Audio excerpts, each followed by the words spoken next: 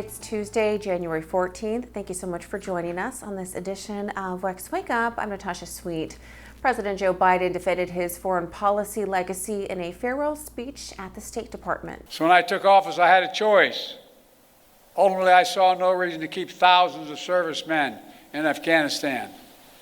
I think I have my schedule with me, and I keep on my, I don't have, but I keep on the back of my card the actual number of dead and wounded that occurred in our longest war, to remind myself. Biden acknowledged his toughest moment, the chaotic withdrawal from Afghanistan that resulted in the deaths of 13 service members. He expressed grief for their loss while urging a future administration to continue his legacy on climate and global leadership. He faced criticism for his handling of foreign affairs, including Russia's invasion of Ukraine, and pushed back against claims of weaknesses in U.S. leadership. Biden stressed that he was the only U.S. commander-in-chief to stand in Kyiv during the war, positioning himself as a strong leader in a time of crisis. President-elect Donald Trump is planning a trip to Los Angeles to assess the damage from the wildfires that have claimed at least 24 lives. President-elect Trump has blamed you for this crisis. He called you incompetent. What's your response? Well, I called for him to come out, take a look for himself.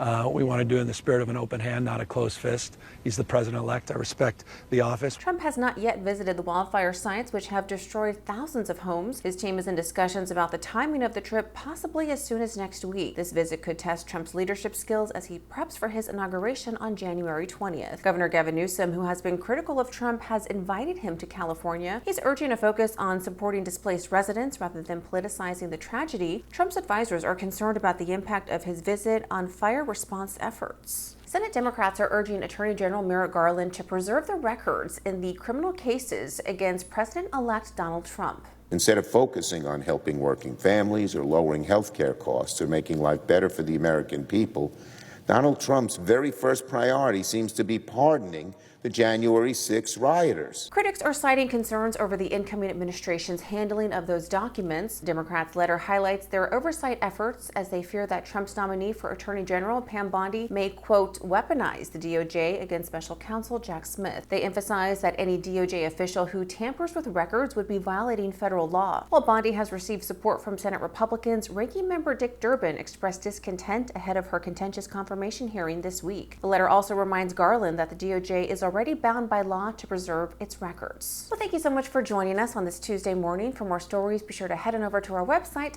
and give us a follow on social media so you can stay in the know and all that's trending in politics. Have a great day.